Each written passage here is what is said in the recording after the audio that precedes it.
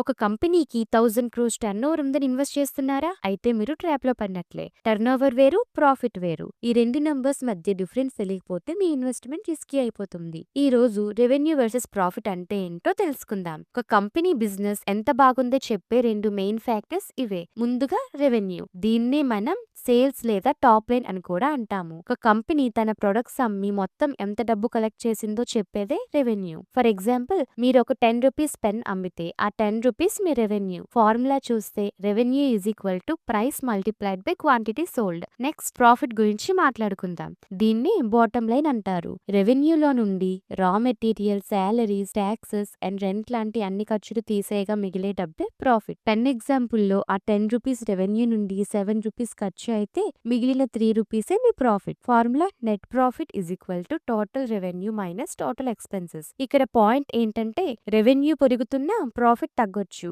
ఎందుకు? ఎక్స్పెన్సెస్ ఎక్కువ అవడం వల్ల. ఇన్వెస్ట్ చేసే ముందు రెవెన్యూతో పాటుగా ప్రాఫిట్ మార్జిన్స్ పెరుగుతున్నాయా లేదా అని తప్పకుండా చెక్ చేయండి. రెవెన్యూ గ్లామర్ ఇస్తుంది, కానీ ప్రాఫిట్ మాత్రమే సర్వైవల్ ఇస్తుంది. ఈ బేసిక్ కాన్సెప్ట్ నచ్చితే లైక్ చేసి మన ఛానల్ మార్కెటర్స్ తెలుగుని సబ్స్క్రైబ్ చేయండి. Let's learn together. నేను సెబీ రిజిస్టర్డ్ అడ్వైజర్ని కాదు. ఈ వీడియో కేవలం ఎడ్యుకేషన్ పర్పస్ కోసం మాత్రమే. Thank you for watching.